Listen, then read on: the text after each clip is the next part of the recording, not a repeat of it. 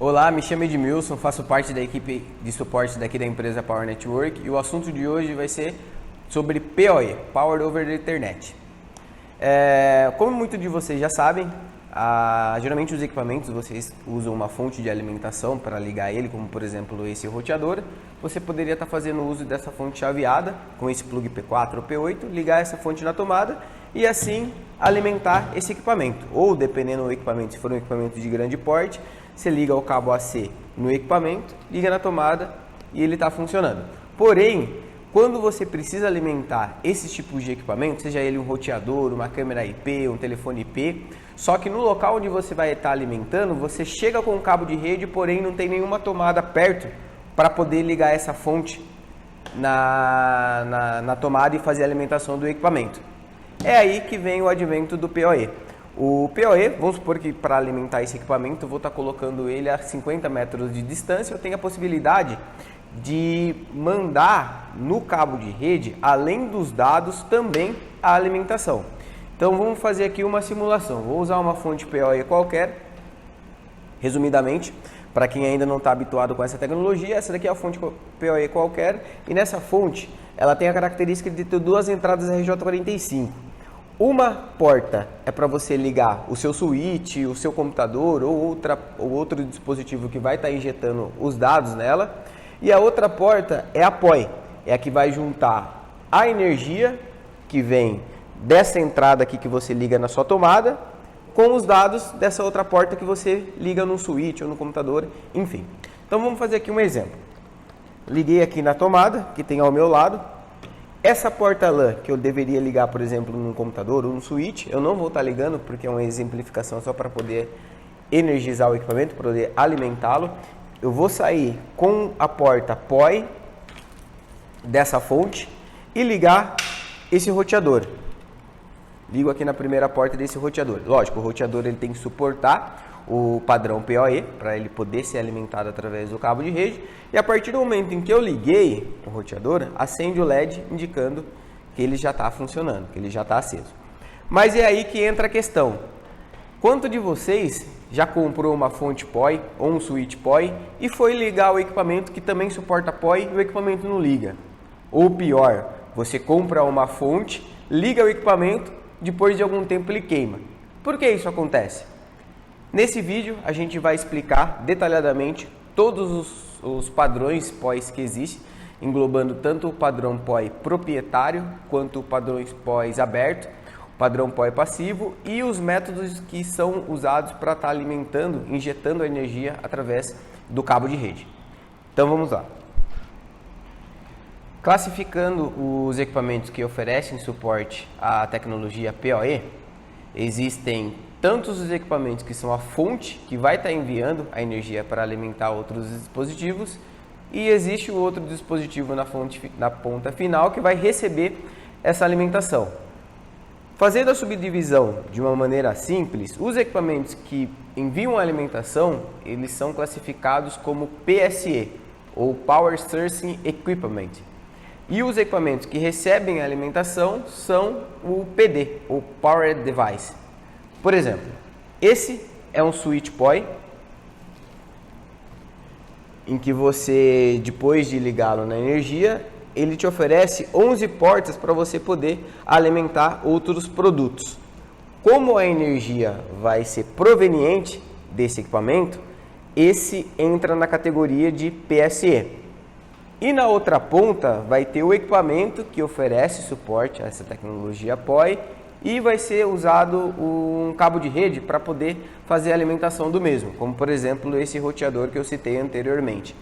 Esse roteador ele é classificado como um PD, ou seja, o equipamento que vai receber a alimentação. Mas aí eu posso te perguntar, você tem um switch de um fabricante em específico e esse switch, além dele ter a opção de ser alimentado através de um plug de energia, de uma fonte chaveada, ele também tem a possibilidade de você alimentá-lo através de um cabo de rede. Então, como se fosse um 2 em 1. Eu posso estar usando um cabo de rede para alimentar esse switch E esse switch ele também pode usar as outras portas de rede restantes para fazer a alimentação de outros equipamentos. Essa situação, esse exemplo que eu citei, seria um equipamento que teria duas funcionalidades. Ele seria um equipamento caracterizado como PD, pelo fato de receber a alimentação para poder energizá-lo, e ele também seria classificado como um PSE se as portas de rede restante desse equipamento puder também ser usado para fazer a alimentação de outro produto. Dentro dos equipamentos que estão do grupo PSE, existe uma subdivisão em que você consegue classificar tanto as fonte POI, ou injetor POI, são denominados como mid-span, e o switch POI, são caracterizados como end-span. Resumidamente, PSE se divide em duas subcategorias, que são o mid-span, fonte POI, e o end-span, switch. E o PD, que é o que recebe a alimentação, ela só tem essa categoria e, de forma resumida, todos os equipamentos que você usa, o cabo de rede para poder alimentá-lo, entra dentro dessa categoria de PD.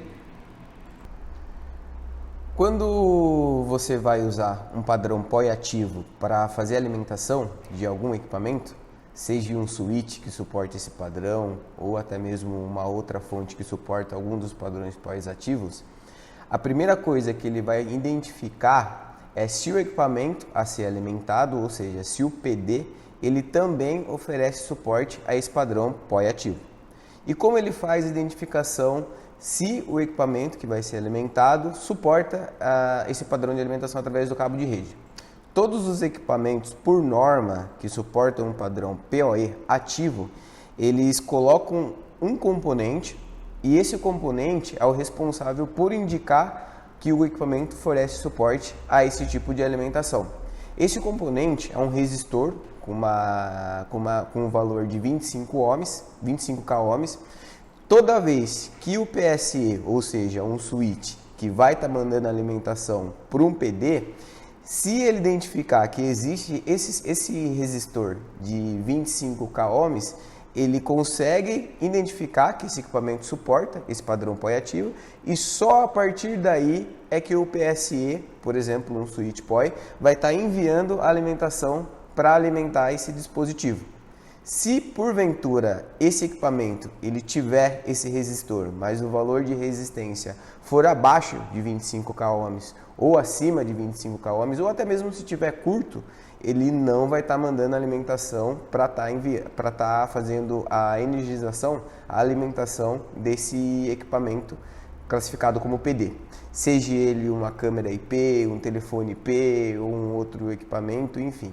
Sempre tem que ter essa classificação em relação a esse resistor com esse valor em específico de referência para a resistência. Após passar por essa verificação, se o equipamento a ser alimentado ele suporta o padrão POI ativo, o segundo passo é identificar qual é a classe de potência que o equipamento suporta. Existem 8 classificações de potência. De 1 refere-se ao equipamento que tem um consumo menor de energia e o número maior, a maior classificação, que é a 8ª, referencia um equipamento com consumo energético maior. E essa classificação de potência, ela se dá de duas formas. Ela pode ser tanto física, usando uma técnica que o equipamento a ser alimentado, ele altera a sua resistência através do seu circuito interno para classificar quais dessas potências o equipamento ele suporta. Ou através de um outro protocolo chamado LLDP, que é uma classificação lógica. Então, tomando como primeiro exemplo a classificação física, através dessa tabela é possível ver os 8 valores de potência. Essa primeira coluna se refere à potência que vai ser emitido pelo PSE, como por exemplo um switch POI, e essa outra coluna refere-se à potência que o equipamento a ser alimentado vai consumir desse switch POI. Pegando aqui como referência esse primeiro valor. Esse 4 watts é o valor que o switch vai estar enviando No decorrer do cabo de rede, vai ter a perda de energia em forma de calor, e quando chegar no dispositivo a ser alimentado, a potência que tem que estar disponível tem que ser de no mínimo 3,84 watts para a primeira classe de potência. Para a segunda classe de potência é a mesma coisa, porém altera os valores. Ou seja, no switch point vai ter que ser enviado 6,7 watts e no equipamento a ser alimentado, a potência que vai ter que chegar para ele poder funcionar na classe 2 é no mínimo de 6,49 watts. A última classe de potência, que é a oitava, é o mesmo princípio, 90 watts que vai ter que ser enviado através do switch point, e no PD, no equipamento a ser alimentado, vai ter que chegar a uma potência aí de no mínimo 71,3 watts. Essa resistência, essa classificação, se ela for física, ela é determinada de acordo com o valor da resistência, do PD, ou então através desse protocolo LLDP, que é Link Layer Discovery Protocol. Ao invés de fazer o uso de recursos físicos para classificar a potência do equipamento a ser alimentado, ele usa-se de uma forma lógica, usa-se desse protocolo para fazer essa classificação de potência. O padrão POI, ele mantém a mesma regra em relação ao padrão Ethernet, que define como um limite máximo até 100 metros de cabo de rede para estar passando os dados.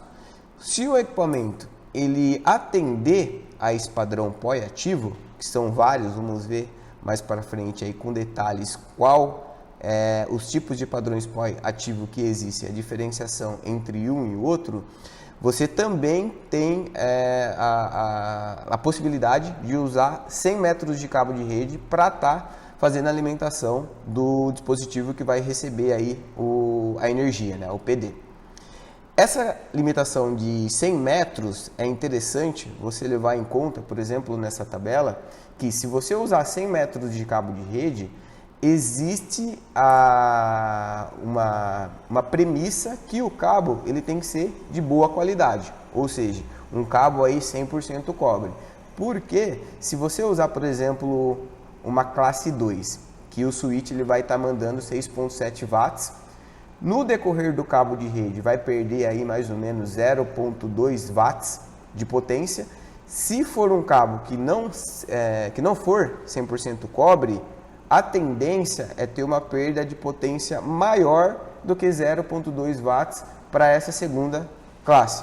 Então, toda vez que você for estar usando um cabo de rede para estar enviando energia, tenha em consideração a preferência em usar o cabo 100% cobre, principalmente se for para longas distâncias de cabo de rede. Passando pelos outros passos, ou seja, identificar se o equipamento a ser alimentado suporte, fornece suporte ao padrão POI e também, depois de ter a sua classificação de potência, chegamos no modo que vai ser usado para transmitir a energia através do cabo de rede. Existem 3 tipos de modo usado para fazer essa transmissão de energia. O modo A é um modo em que ele usa os mesmos pares que são usados para passar os dados também para o envio de energia. E esses pares num cabo de rede são os pares, se referem aos pares laranja e verde. Através de uma técnica chamada Phantom, ele possibilita que esse modo faça o uso do mesmo par usado para dados também para passar a energia sem que um interfira no outro. Ou seja, a energia que vai estar passando por os mesmos pares de dados, ela não vai estar ocasionando uma interferência e fazer com que você tenha algum tipo de problema na comunicação. Após o modo A, existe um outro modo, que é chamado de modo B. Esse modo B, ele usa os pares que são livres para estar mandando a alimentação, está mandando a energia. Então, os pares usados para dados continua no laranja e no verde, e os outros 2 pares, que até então estava livre, são usados para passar única e exclusivamente a alimentação. Por fim, existe um outro modo chamado de 4PPoE ou 4PPoE. Esse modo, ao invés de ele usar 2 pares que são usados exclusivamente para o tráfego de dados ou usar aqueles 2 pares que são livres, como usa-se, como o modo B usa-se dessa técnica, ele usa todos os 4 pares de fios no cabo de rede para estar mandando a alimentação. Através dessa tabela é possível verificar ali o esquema de cor T568A ou T568B. E aqui, ressaltando que numa rede FAST existem 2 pares usados para transmissão de dados e outros 2 pares usados que são livres, né? Até então não tem nenhum tipo de informação passado ali.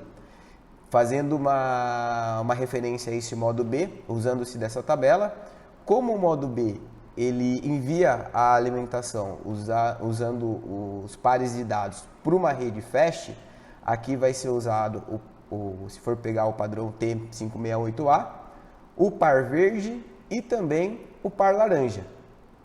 E o par azul e marrom fica sem estar passando nenhuma informação nem alimentação no modo B.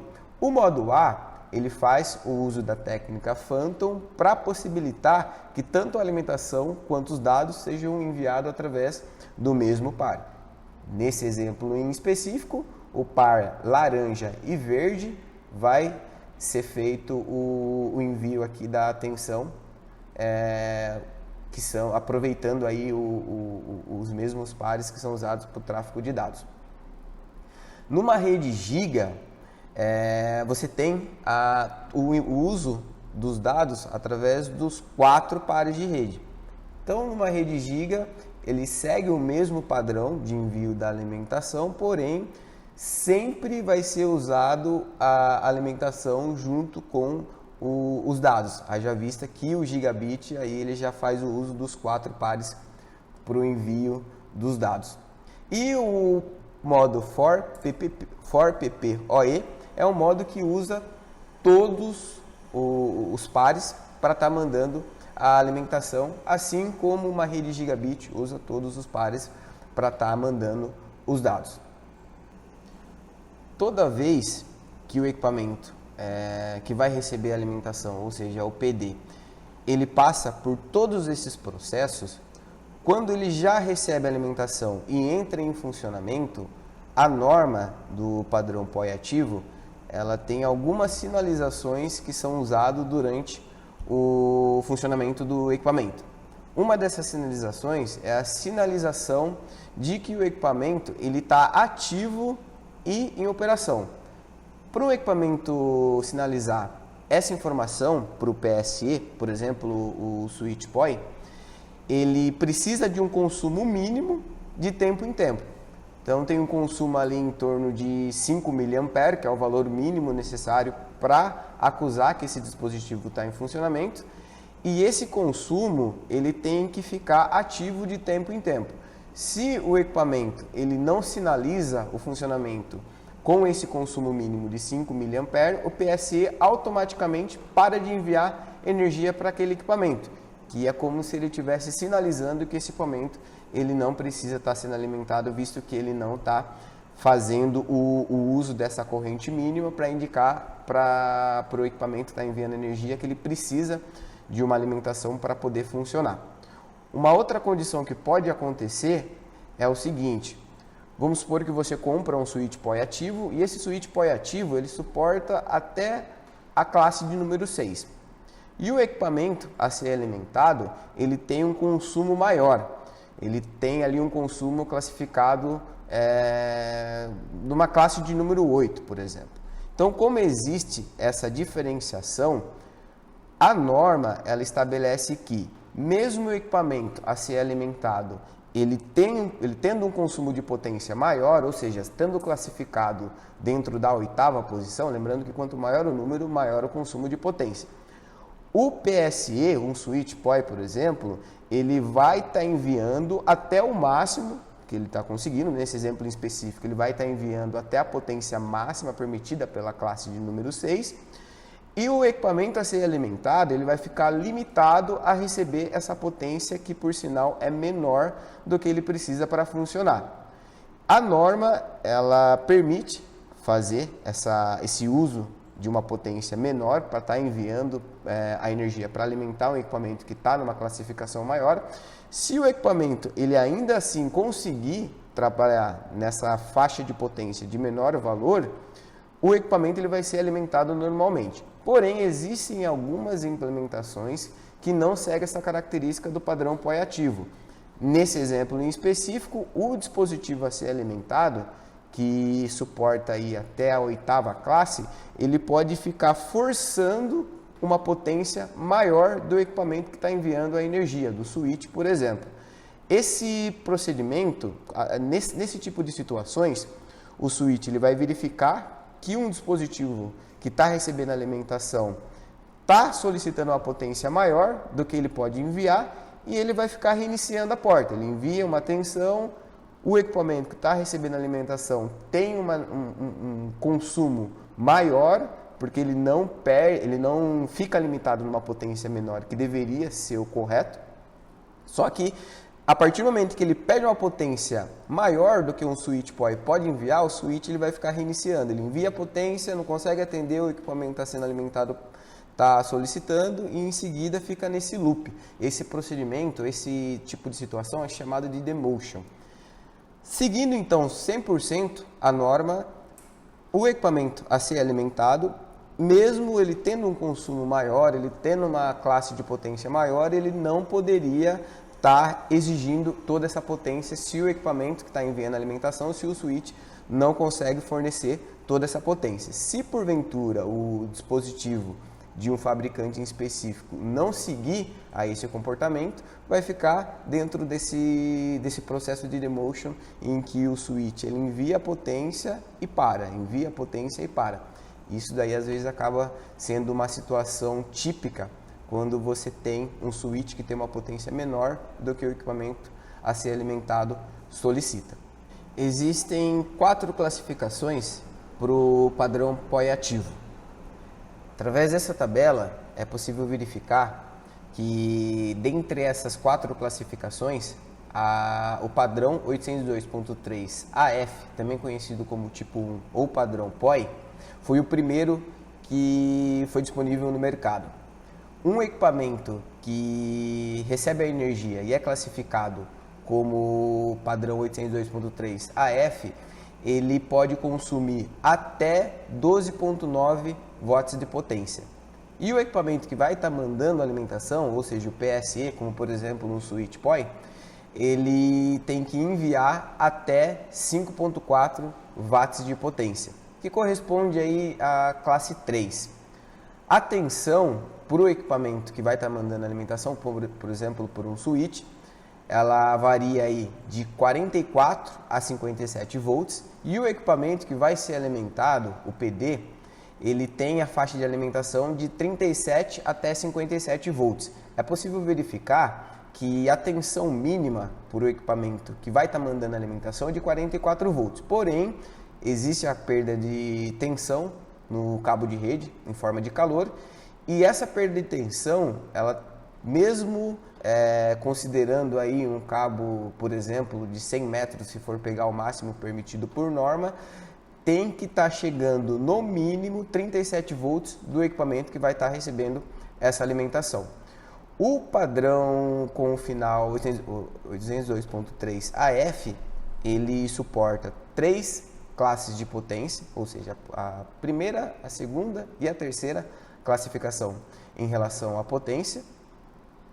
O cabo de rede, desde a categoria 3, já dá para trabalhar com o padrão 862.3 AF, porém o recomendável é você estar usando um cabo de categoria 5 ou superior. E ele suporta tanto o modo A quanto o modo B. Como vimos anteriormente, o modo A é o modo em que usa-se do mesmo par usado para fazer o envio de dados, também para fazer o envio de energia. E o modo B é o que usa os pares livres, ou seja, os pares para enviar dados é o verde e o laranja, e os pares livres são o azul e o marrom. O modo B vai fazer o uso dos pares livres, ou seja, do par azul e marrom, para estar fazendo o envio da alimentação. Por fim, depois de um tempo, esse organismo, o I3E, ou IEEE, ele criou um padrão que possibilita o uso de o envio de uma potência maior usando um equipamento aí classificado como 802.3 AT, ou também tipo 2 ou PoE+.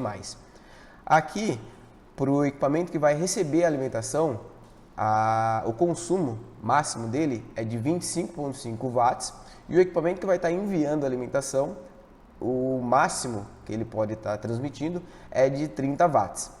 Outra diferença para o padrão que vimos anteriormente, ou seja, com o final AF, é a tensão de alimentação. Aqui, ao invés de variar de 44 a 57 volts, o range de tensão é de 50 a 57 volts. E por equipamento que vai receber essa alimentação é de 42,5 até 57 volts. Aqui a classe de potência ela tem uma classe a mais que o padrão anterior. Enquanto o padrão anterior ele chega até a classe 3, o padrão 802.3 AT consegue chegar até a classe 4, ou seja, ele consegue estar enviando uma potência maior. O cabo de rede mantém o mesmo padrão, tem que ser no mínimo Cat5e ou um cabo superior, e também, assim como o padrão anterior, ele suporta um modo A e o modo B.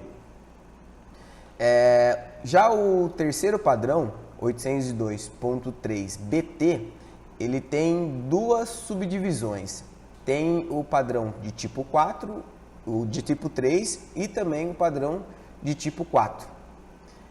O padrão 802.3 BT de tipo 3, a potência máxima disponível no equipamento que vai receber essa alimentação é de 51 watts.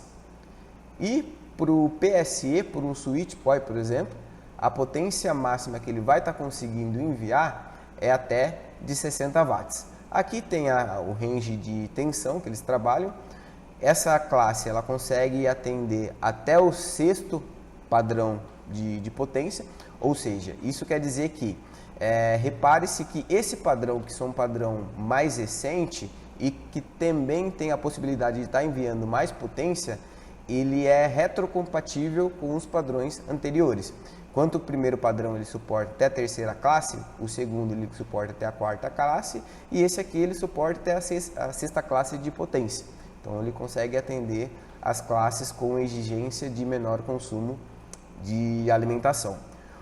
Outro diferencial desse padrão é que, além dele suportar o modo de transmissão A e o B, ele também oferece suporte a esse padrão que utiliza-se dos 4 pares do cabo de rede, também para estar fazendo o envio de energia.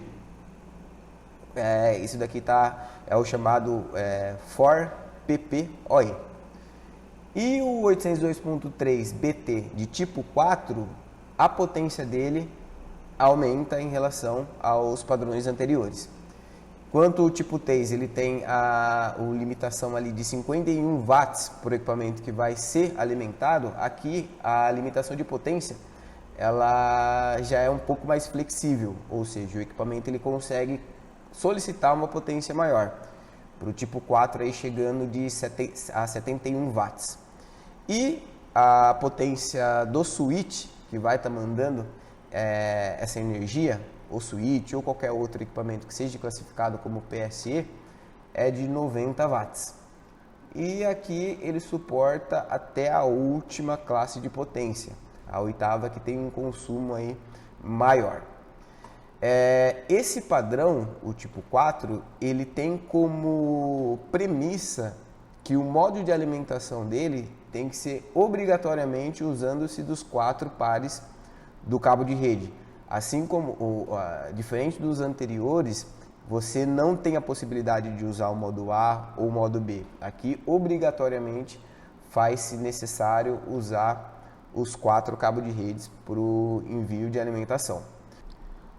Outro padrão também abrangido pela norma, apesar de ser menos usado atualmente, é interessante comentar um pouco dele. É o 802.3BU, também chamado de Power over Data Line, ou PODL.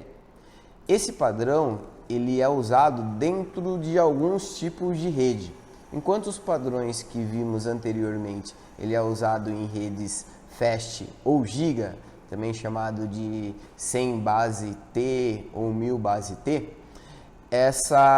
esse padrão 802.3BU ele é usado num tipo específico de rede Ethernet, classificado como 100 base TU para rede Fast ou 1000 base T1, classificado para rede Giga. Esse tipo de padrão Ethernet ele tem o diferencial de usar apenas um único par do cabo de rede para estar transmitindo os dados.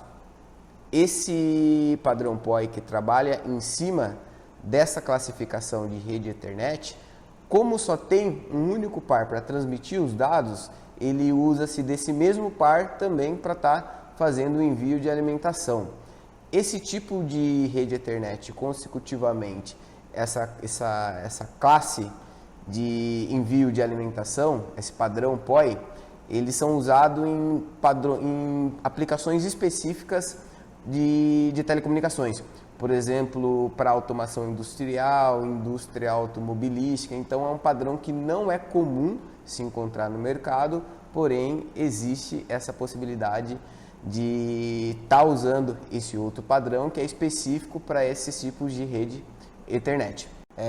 Até então, vimos os padrões POI aberto e agora vamos verificar alguns tipos de padrões POI proprietários, ou seja, padrões que são desenvolvidos por um fabricante específico para fazer a alimentação de outros produtos que sejam de uma mesma linha ou que forneça suporte a esse padrão POI proprietário desenvolvido por eles. O primeiro padrão POI que vamos ver aqui é o padrão chamado UPoE, Universal Power over Ethernet. É um padrão desenvolvido pela Cisco e esse padrão ele foi criado depois do padrão 802.3AT. Esse padrão 802.3AT ele tem como limitação 30 watts de potência. E até então que o outro padrão aberto, que é o 802.3BT do tipo 3, ter sido lançado, a Cisco ela inventou esse padrão POI para possibilitar soluções de alimentação superior a 30 watts, que é a limitação do 802.3AT. Esse padrão da Cisco ele pode fornecer até 60 watts de potência e ele também mantém a compatibilidade com os padrões abertos vistos anteriormente, que é o 802.3AF e o 802.3AT. O interessante desse padrão é que ele não teve um uso tão grande, porque depois de algum tempo já vem também o padrão com o final BT, ou seja, 802.3BT, que possibilita um envio de alimentação até maior que o padrão aí inventado pela Cisco, chegando aí até 60 watts. Olhando aqui essa tabela, é possível verificar uma comparação entre esses padrões. Então tem aqui o padrão do tipo 1, 802.3AF, que tem aí com uma potência máxima no switch POI de até 15.4 watts. Posteriormente tem esse padrão de tipo 2, que é 802.3AT, que tem a limitação aí de potência no switch POI de até 30 watts. Posteriormente, veio esse padrão proprietário da Cisco, que é o UPoE.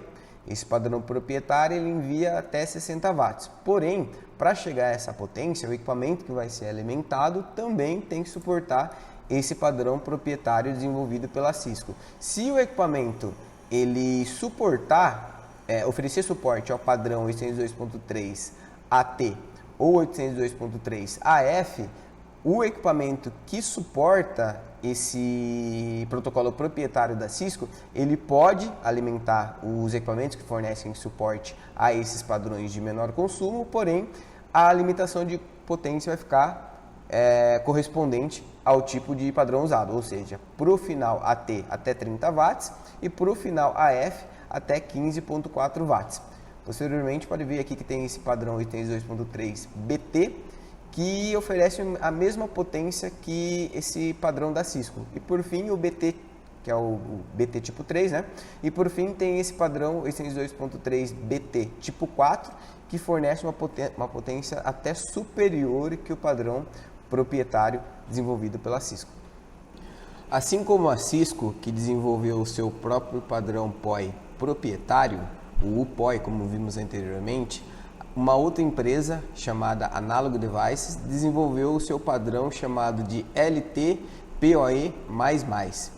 Esse padrão, assim como o da Cisco, ele foi criado após o padrão 802.3 AT, visto que esse padrão tinha uma limitação de potência na faixa de 30 watts, esse da Analog Devices, o LT-PoE++, ou mais, ele fornece soluções, igual está nessa tabela, tem 4 subdivisões para esse padrão proprietário. Tem a primeira classe, que abrange padrões que fornece até 38.7 watts de potência para o PD, ou seja, para o equipamento que vai receber a alimentação, tendo um máximo de 90 watts, que é o padrão de maior potência disponível por esse padrão proprietário da Analog Devices. Nessa tabela, podemos verificar aqui uma comparação entre os dois primeiros padrão, o tipo 1, ou 802.3 AF, e o tipo 2, 802.3 AT. Enquanto os equipamentos que suportam o tipo 1 têm a limitação de consumir até 13 watts e o tipo 2 até 25.5 watts, o padrão LT-PoE++ ou ++, na categoria de maior consumo, o equipamento pode consumir até 90 watts, ressaltando, como vimos no início desse vídeo, que no decorrer do cabo de rede existe a perda de tensão em forma de calor. Percebe-se através dessa coluna que o PSE, o equipamento que está enviando a energia, como por exemplo o switch, no caso do LT-PoE++, ele pode fornecer até 125 watts de potência. E para o equipamento que recebe a alimentação e está situado dentro dessa categoria, o consumo máximo dele é de 90 watts, ou seja, existem 35 watts disponível como uma sobra para ser dissipado através do cabo de rede em forma de calor. O terceiro padrão proprietário que foi lançado no mercado pela empresa Dahua é o padrão denominado de High-PoE. Assim como os dois padrões proprietários que vimos anteriormente, o da Cisco UPOI e o da Analog Devices LT-PoE++, eles têm como em comum o fato deles serem lançados no mercado a partir do padrão de tipo 2. Como vimos anteriormente, existem 4 padrões abertos, que é o tipo 1, tipo 2, tipo 3 e o tipo 4. Até o tipo 2, a potência consumida por um equipamento que suporta esse tipo de padrão aberto, ela tem como limite um consumo aí de 25.5 watts. E esse padrão da Dahua, como é possível ver nessa tabela, ele possibilita que o equipamento que ofereça suporte a esse padrão proprietário tenha um consumo máximo de até 53 watts de potência. Outro diferencial desse padrão da Dahua, chamado como High-PoE, é que ele permite o envio de alimentação além do cabo de rede, também pelo cabo coaxial. Essa empresa ela é focada bastante em soluções de monitoramento, câmera IP, NVR, DVR. Com o advento dessa tecnologia, eles focaram não somente em aumentar a alimentação através desse meio, seja ele cabo de rede ou cabo coaxial, porém possibilitar uma distância, um comprimento maior do cabo. Nessa tabela aqui, por exemplo, se for considerar o padrão PoE de tipo 2, que tem como consumo máximo de 25.5 watts, ressaltando que existe o consumo máximo do PD, ou seja, o equipamento que recebe a alimentação, e o consumo máximo é fornecido pelo PSE, ou Switch Point. Então, nessa primeira linha, é possível ver que a 100 metros de cabo de rede, a velocidade máxima disponível vai ser de 100 megabits por segundo. Se for um padrão de tipo 2 ou 802.3 AT, a potência máxima disponível vai ser de 25.5 watts. E se o equipamento a ser alimentado suportar o padrão High PoE, ele vai poder consumir um total de 53 watts. O PD, seja ele uma câmera IP, um telefone IP ou qualquer outro dispositivo, ele pode estar requerindo essa potência para poder funcionar, e o equipamento que vai estar mandando a alimentação, seja ele um Switch PoE ou até mesmo um NVR, a potência que ele vai fornecer tem que ser um pouco maior que esses 53 watts devido à perda de tensão no decorrer do cabo de rede. Esse padrão High PoE, os equipamentos que suportam esse padrão proprietário, eles também são retrocompatíveis com os dois primeiros padrões que foram enviados, o 802.3 AF, ou tipo 1, e o 802.3 AT, de tipo 2. Nessa outra opção de 200 metros de cabo de rede, se você adquirir algum equipamento que suporte essa solução High PoE, ela, além de possibilitar o uso de um cabo maior que 100 metros, o padrão até então é 100 metros para estar enviando tanto a alimentação quanto os dados, conforme definem os padrões abertos que vimos anteriormente. Os que atendem esse padrão High PoE, ele possibilita você estar usando acima de 100 metros de cabo de rede. Por exemplo, a 200 metros a velocidade ainda vai ficar a 100 megabits por segundo, não muda, e a potência ela cai um pouquinho. No padrão High PoE, ela vai cair de 53 a 33 watts, ou seja, essa é a potência disponível na ponta final para estar fornecendo para o equipamento que vai estar recebendo a alimentação. Até 300 metros a velocidade se mantém a 100 megabits por segundo e a potência ela vai caindo gradativamente conforme for aumentando a quantidade, o comprimento do cabo que está sendo usado. Vendo aqui na pior situação possível, a 800 metros de cabo de rede, a velocidade já cai consideravelmente, cai aqui para 10 megabits por segundo, assim como a potência disponível para o equipamento a ser alimentado. De 53 watts, que seria a potência disponível para 100 metros de cabo de rede, cai aqui para 7 watts de potência disponível. Ressaltando que o PSE, que é o equipamento que vai estar enviando a alimentação, ele vai estar saindo lá com uma potência aí de mais ou menos uns 70 watts, para chegar até 53 watts se for 100 metros de cabo de rede, e se for a 800 metros de cabo de rede, até 7 watts. Ressaltando que essa tabela, ela pressupõe que o cabo a ser usado é um cabo de ótima qualidade, como por exemplo, um cabo aí 100% cobre, sem ser aqueles cabos de alumínio cobreado, que é uma maneira que alguns fabricantes usam para reduzir o custo de produção do cabo de rede. Assim como eu falei, além dessa tabela aqui que é usado para referência em cabo de rede, esse padrão High PoE da empresa da Rua, ela possibilita também o uso de cabo coaxial, como é muito comum o uso em câmeras analógicas, por exemplo. Aqui você tem uma velocidade de um comprimento de cabo de 100 metros e a potência disponível após passar 100 metros de cabo coaxial, por exemplo, um cabo RG59, a potência disponível para alimentar o equipamento é de 50 watts. E na maior distância, 1 km de cabo coaxial, a potência disponível para estar alimentando o equipamento é de 5 watts. Vamos ver aqui então um exemplo prático de como seria estar usando esse padrão para fazer o envio da alimentação, usando-se como meio de transmissão o cabo de rede ou até mesmo o cabo coaxial. Nessa imagem é possível verificar aqui mais para o lado direito um NVR ou um switch, ambos com suporte ao padrão High PoE ou ePoE, como as duas nomenclaturas usadas por essa empresa para determinar, para identificar esse padrão proprietário, passando por esse equipamento que vai ser a fonte de energia. Então nesse contexto vai ser o PSE.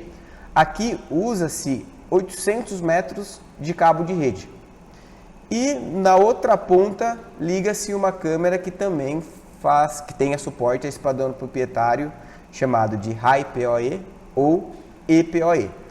Como a partir de 800 metros de cabo de rede, como vimos aqui nessa tabela, a potência disponível para o equipamento estar consumindo é de 7 watts. Supondo que essa câmera aqui consuma 7 watts, é possível estar fazendo uso de 800 metros de cabo de rede para estar passando a alimentação para essa câmera. Uma outra situação é quando você tem do lado esquerdo aqui um switch ou um NVR com suporte ao protocolo proprietário High PoE ou EPoE, e na outra ponta uma câmera IP também que ofereça suporte a esse mesmo protocolo. Essa parte aqui em vermelho se refere ao cabo coaxial. Nesse caso aqui, essa porção da rede usa esse cabo de rede, depois tem esse conversor de cabo de rede para coaxial, chamado aqui de LR1002, é uma solução proprietária desse mesmo fabricante para poder exemplificar. A partir de 1000 metros, nesse exemplo aqui de cabo coaxial, converte-se cabo coaxial para cabo de rede. Usualmente, para quem é aí da linha de câmeras, é conhecido como balloon, como você usa ali um cabo de rede para transmitir, para converter para cabo coaxial ou vice-versa. Então isso daqui é como se fosse um balloon. Aqui em específico vão estar uma distância de 1000 metros de cabo coaxial e 1000 metros de cabo coaxial usando a tecnologia High PoE. A partir dessa distância, a potência disponível para fazer a alimentação do equipamento vai ser de 5 watts. Supondo aqui que essa câmera tem um consumo de 5 watts, você consegue estar usando 1000 metros ou 1 quilômetro de cabo coaxial para estar mandando a alimentação para essa câmera. Por fim, um outro tipo de alimentação que usa-se o cabo de rede para estar enviando a energia é uma forma chamada de PoE passivo. Assim como vimos anteriormente que existem os padrões abertos e os padrões proprietários, o PoE passivo, ele não, de certa forma, ele não é nem considerado um padrão, porque não existem normas, regras que regem a forma como essa forma de alimentação deve ser usado. Geralmente, é comum encontrar no mercado dispositivos que suportem a alimentação de PoE passivo e que usem numa rede Fast Ethernet os pares que não são usados para dados para estar enviando a energia, que nesses casos em específico são os pares azul e marrom. A tensão enviada nessa forma de alimentação, ela também não tem nenhuma limitação, ou seja, existem soluções no mercado que usam essa forma de alimentação PoE passivo para estar enviando uma tensão de 5 volts ou 12 volts, 24 volts, 48 volts, vai depender do que o fabricante usa para poder alimentar o equipamento dele. E dessa forma também existem algumas diferenças que é interessante ressaltar aqui. Esse equipamento, por exemplo, é uma ONU da Albikit, e essa ONU ela trabalha com alimentação via PoE passivo. Ela é alimentada em 24 volts. Por ser 24 volts, eu posso estar usando esse switch aqui também, que trabalhe que fornece o suporte ao PoE passivo. Eu entro com uma energia de 24 volts para estar alimentando esse switch, e esse switch consecutivamente ele vai fornecer 24 volts em suas portas de saída. O 24 volts, a partir do momento em que eu ligo esse switch, ele está fora de energia, mas para poder ilustrar, a partir do momento em que eu uso esse switch para poder alimentar essa ONU, ele não vai fazer nenhuma verificação se essa ONU suporta o POI passivo ou não. A partir do momento em que eu alimentei esse switch, ele vai estar mandando a energia para estar ligando, para estar alimentando o equipamento que está na outra ponta. E isso pode ocasionar alguns imprevistos. Vamos supor que eu pego esse switch. Esse switch ele é um equipamento que você consegue estar alimentando ele com 12 até 48 volts. E a tensão que você usa para alimentá-lo é a tensão que ele vai ter disponível nas suas portas de saída. Se porventura eu ligo uma fonte de 48 volts para alimentar esse switch, de forma que ele envie 48 volts através do cabo de rede para ele poder alimentar o equipamento que está na outra ponta, se eu fazer o uso de 48 volts para alimentar a sua NU, eu corro o risco de queimá-la. Haja visto que a potência, a energia que entra no switch é a energia que vai ser enviada.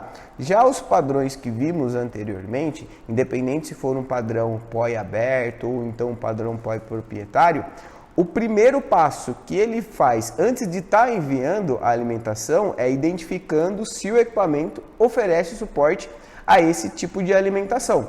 Se for o caso, eu usasse aqui um switch ou um outro equipamento que suporte o padrão POI passivo ou padrão POI ativo e eu fosse estar alimentando, por exemplo, SONU, padrão POI ativo, vamos pegar aí o padrão de tipo 1, que fornece aí de 44 a 57 volts. A partir do momento que eu tentar alimentar com SONU, que não fornece o suporte ao padrão POI ativo, porém trabalha com a alimentação POI passivo, ele iria identificar que esse equipamento não oferece suporte ao padrão POI ativo e a tensão não iria chegar nesse equipamento. Um exemplo também que às vezes é comum, existe esse testador de cabo que, além dele verificar o padrão de ligação do cabo, ele também testa cabo POI, ou seja, cabo energizado, cabo que tem alimentação. Se porventura eu usar um switch POI ativo para poder medir a tensão que está passando no cabo, esse testador de cabo ele suporta apenas POI passivo.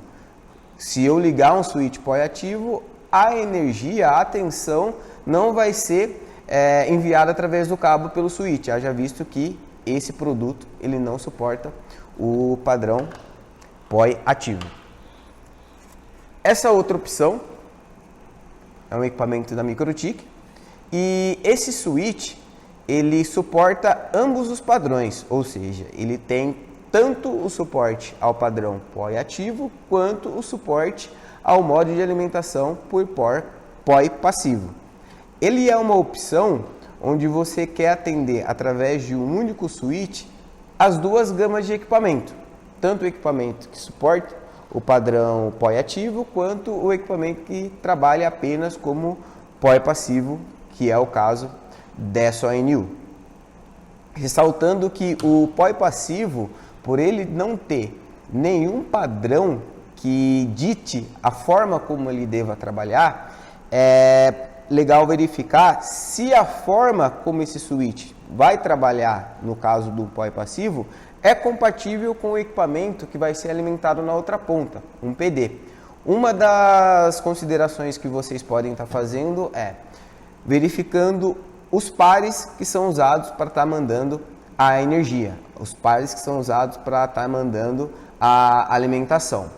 Se o par usado para alimentação nesse switch for diferente do par usado para alimentação nesse equipamento, você também corre o risco de danificá-lo ou ele não vai ligar, você pode presenciar algum tipo de problema. Comumente são usados os pares azul e marrom, porém como não há um padrão que dita qual par deve ser usado, é bom tomar como nota essa verificação antes de estar usando aí uma solução para fazer o uso da maneira POI passivo para estar mandando a energia através do cabo de rede. Outra consideração também é a tensão, como vimos agora há pouco. Se você comprar um switch POI passivo ou uma fonte POI passivo, um injetor POI passivo, certifique-se de que esse produto que vai estar mandando essa alimentação tenha a mesma tensão do equipamento que vai estar recebendo essa alimentação para não ter nenhum problema aí futuramente.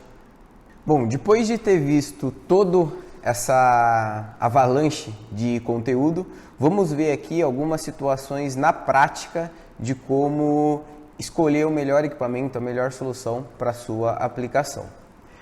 Primeira dica se consiste em como identificar algumas características que podem fazer toda a diferença na hora de você comprar um equipamento para estar fazendo o envio da alimentação através de um cabo de rede. Aqui nesse exemplo, eu escolhi esse equipamento da Obkit, o EdSwitch modelo ES16150W. Esse produto ele tem como característica o fato de atender tanto o padrão POI ativo quanto a forma de alimentação via POI passivo. Você consegue atender as duas gamas de alimentação.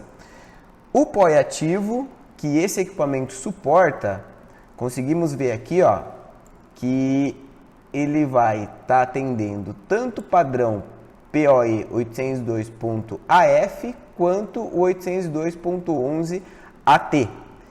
Essa norma define, como vimos anteriormente, a potência máxima que ele vai ter disponível para estar fazendo a alimentação desses equipamentos. Nesse caso em específico, usando o padrão de tipo 2 ou padrão 802.3 AT, que é o que fornece uma maior potência, ele vai estar conseguindo enviar por porta até esse valor aqui, 34.2 watts de potência.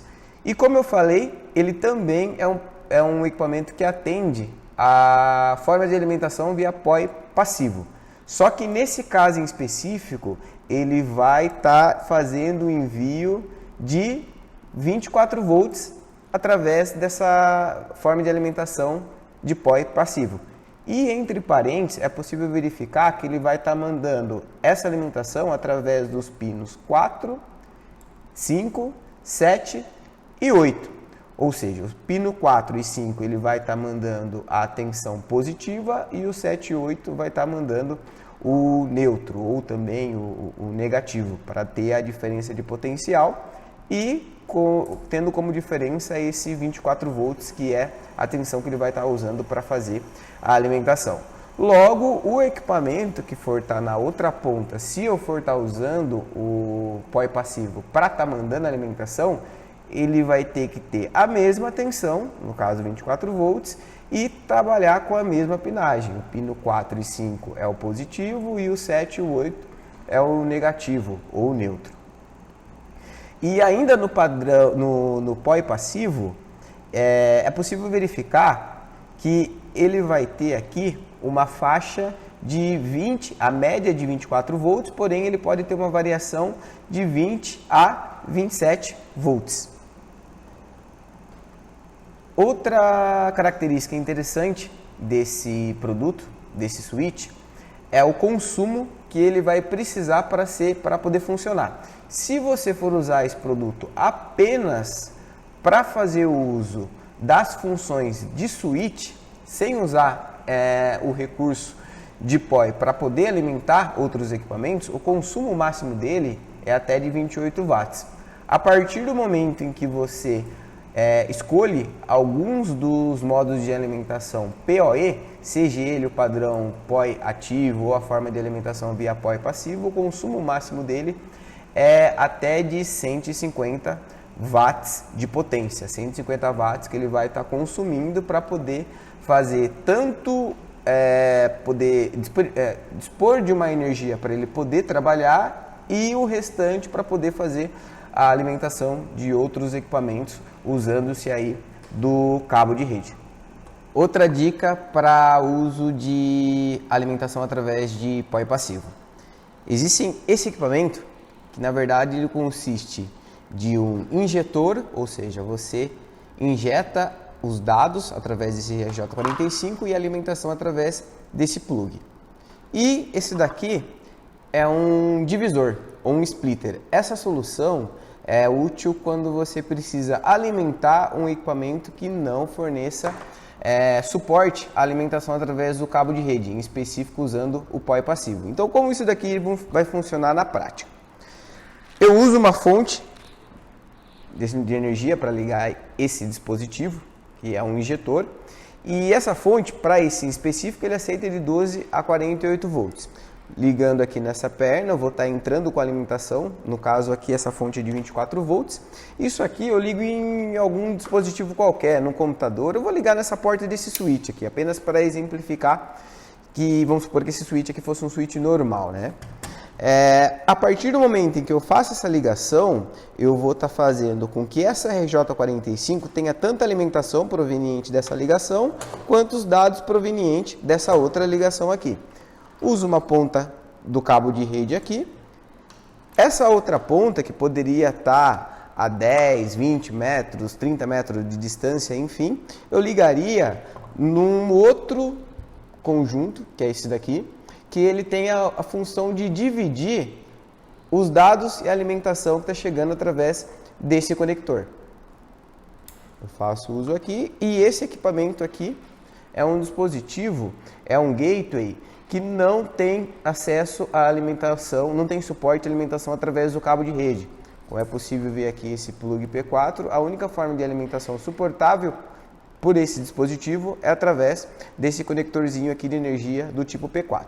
Então esse splitter, esse divisor, eu faço a ligação aqui, nesse plug P4, e a outra porta eu ligaria, essa outra RJ45, eu ligaria em uma dessas RJ45 de entrada. Essa então é uma ilustração da possibilidade de você estar usando a alimentação através de POE passivo para equipamentos que não têm suporte à alimentação através do cabo de rede. Poderia ser, por exemplo, para alimentar esse switch. Se ele não suporta o padrão PoE, eu ligo aqui na entradinha dele e essa outra parte aqui do cabo de rede eu ligo na porta RJ45. Ele já vai estar sendo energizado. Ou poderia ser também uma situação diferente.